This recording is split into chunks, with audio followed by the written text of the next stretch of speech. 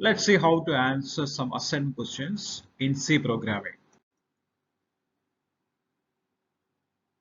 In the assignment, we have 9 questions to be answered for 50 marks.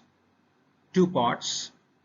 Part A is short answer type question and part B is 10 mark questions. The first question, what are keywords? List the rules for naming a variable in C. Keywords are the reserved words. For example, int, void, if, else, for, etc. are the reserved. They are not to be used as a variable in a program by a user.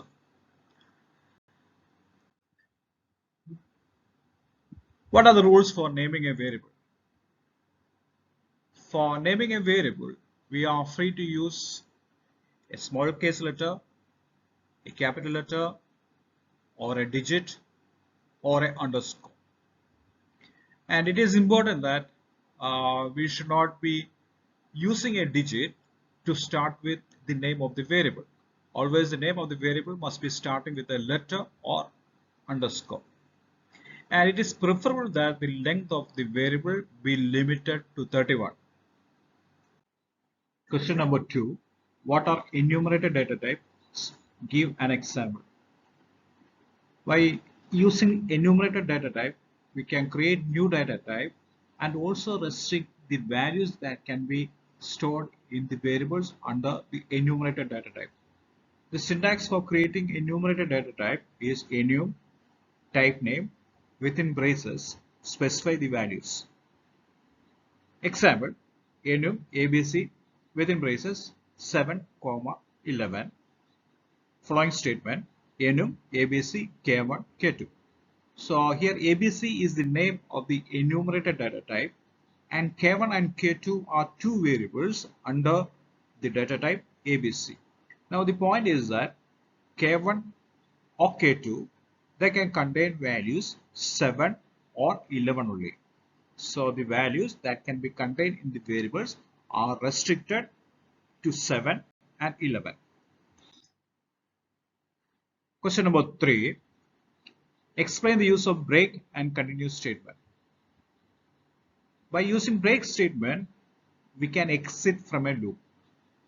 And by using continue statement, we can continue from the beginning of the statement by skipping the statements that are written below the continue statement. For example, let us consider a small program. Here is a for loop and a printf statement followed by a break statement. Now in this program, the moment we encounter break statement, the control will exit from the for loop. So we end up with just one output, hello, even though the for loop is set to repeat for 10 times. Example for continuous statement. The same program is rewritten with the continuous statement. And within the for loop, we have the continuous statement followed by the printf statement. The for loop is repeating 10 number of times for I equal to 0 to I less than 10. Since the continuous statement comes before the printf statement, every time the continuous statement is encountered, the for loop just repeats, skipping the printf statement. So we see that we have a situation where the for loop will repeat 10 number of times, but we end up getting no output hello in the output window. Question number 4. Explain the difference between structure and union variable. Now structures and union variables are used for creating new data type by using basic data type variables. Let us compare structures versus union. Now structure can store all its members value at a time. So the memory space will be allocated so as to contain all the members simultaneously. Whereas in a union variable, we can store only one member's value at a time. So the memory space allocation will be only for the largest member in the variable. Here is a syntax for creating this structure variable and union variable. It's almost the same. Only thing is that for the first one the keyword is struct, and for union data type creation we have to use the keyword union. So we can easily compare the two syntaxes. Question number 5. Explain what is meant by pointers. Now pointer is a mechanism for indirect addressing. We can redefine this statement as pointer variable is a variable that can store the memory address of another memory location. Normally the variables are used for storing a value, but a pointer variable is used for storing the memory address of another variable. So that is the difference. Let me repeat the statement. A normal variable store the value, whereas a pointer variable store the memory address of another variable. And this is used for indirectly addressing to the variable whose address is stored in the pointer. So there is an indirect addressing mechanism. The syntax and the examples are also shown in the slides. Here is an example. In the first statement, we are creating an integer variable y and assign with value 5. Second statement, a pointer variable by the name xtr is declared. And in the third line, we are trying to initialize the pointer variable with the address of y variable. The statement is xtr equal to &y. So when we make the usage &y, the address of y variable will be collected and that is assigned to the variable xtr. Now xtr is a pointer that points to the variable y, or we can say xtr is indirectly pointing to value 5 because y is containing the value 5. Question number 6. Explain the different loop statements in C with the help of necessary examples. So loop statements are meant for repeating a statement or a set of statements. C supports 3 loop statements: while loop, do while loop, and for loop. The syntax of each is shown in the following slides. So as long as the expression is true, the statements within the braces will be repeated in this case. And the for loop, here also, as long as the condition is true, the statements are repeated. And the syntax for the do while loop slightly different from the others. Do, open braces, write down the statements, close the braces, while expression, terminate with a semicolon.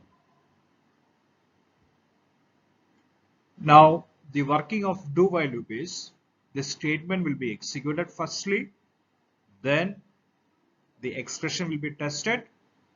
If the expression is true, the statements are repeated. If the expression is false, we will not repeat the statements given in the above braces. So we have a special case where the statement will be executed at least once. Even though the condition is wrong, the statements will get executed at least once in the case of do while loop. Next question. What is an array?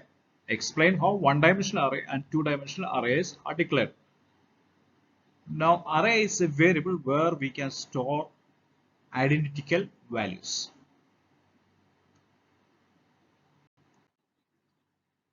Let us look at an example.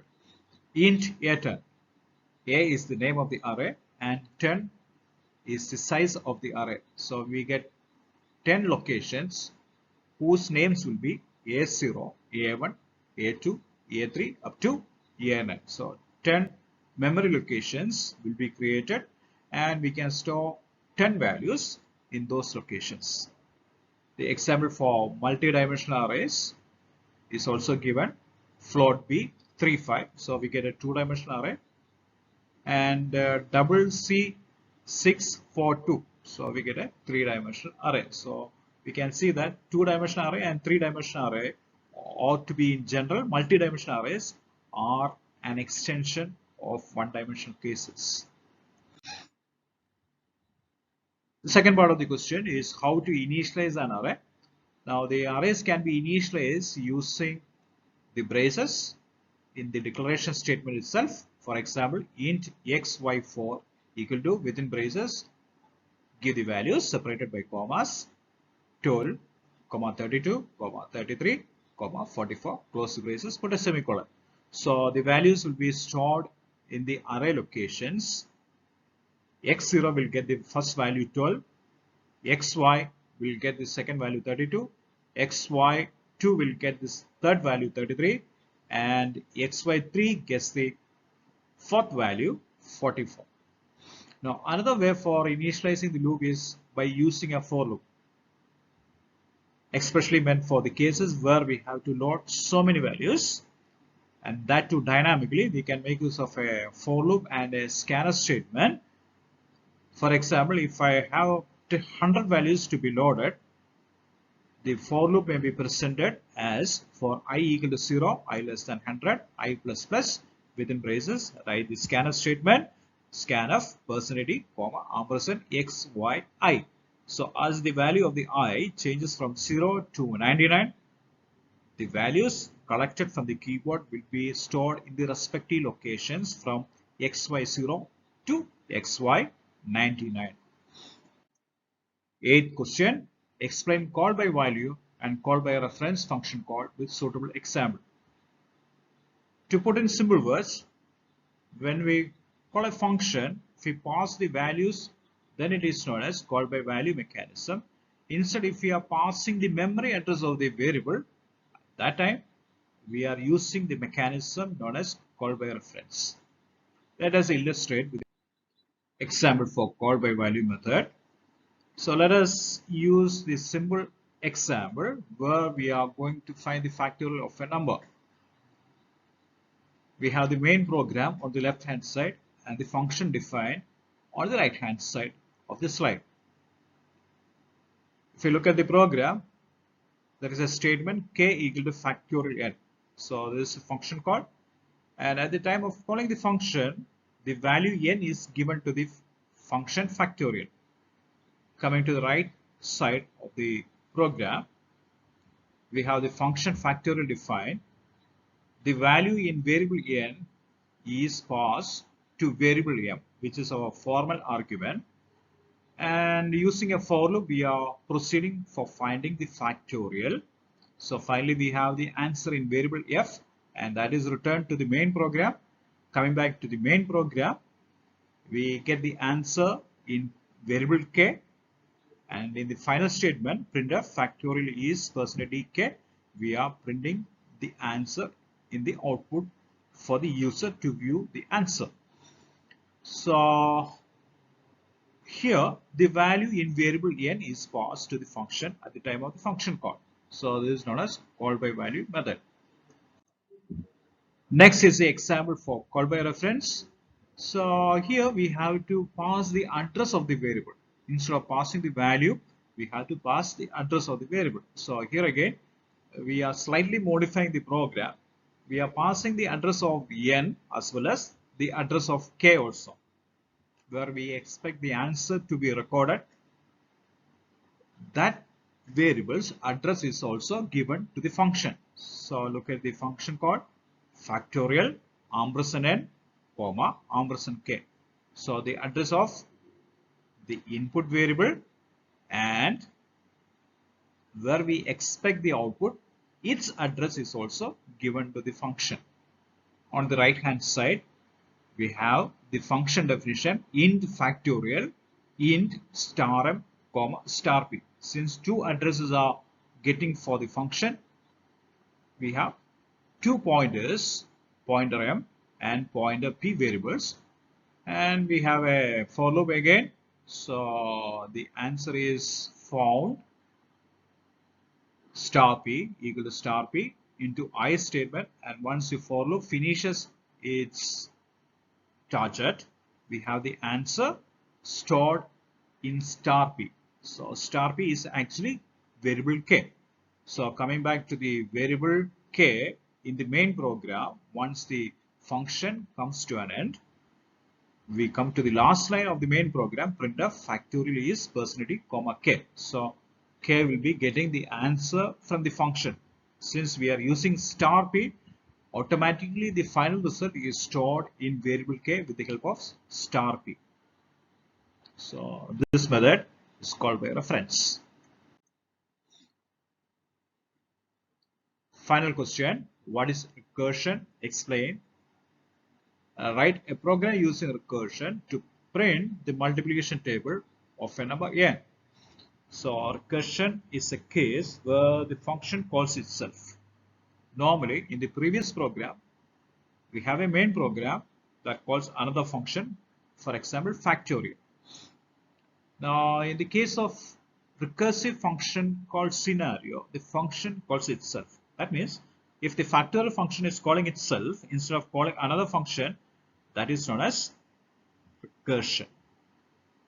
Going for the example, program for printing the multiplication table. So we can see the main program, and the main program contains a function called print table within bracket number comma 1. So number is the value whose multiplication table is to be printed. Coming to the function definition, void print table int x, y, s, comma int count. If count less than or equal to 10 within braces, print percentage d into percentage d equal to percentage d slash n, comma x, y, s, comma count, comma x, y, s into count. So the first line will be printed. For example, if the input number is 7, this will print 7 into 1 equal to 7. In the next line, we have a function call. So here we can see print table is a function call, and that is the name of the same function where we are at. So it's not calling another function. The function is calling itself. Print table again x, y, s, comma this time count plus 1. So we want the multiplication table second row to be printed. So 1 should go as 2. So count plus 1 is done here. So the function is called again. So we'll go to the beginning of the line. If count less than or equal to 10, so at present the count is 2. So we come to the printer statement, printer percentage d into percentage d equal to percentage. So at this point we get the answer 7 into 2 equal to 14 as the answer. Again we have the same function call. So we go to the beginning once again with value 3. So third row of the multiplication table is printed. So like this, the function will be calling itself 10 number of times until the count reaches 10, and we have all the rows of the multiplication table printed up to 7 into 10 equal to 70. So this is the example for recursion. And good luck to all.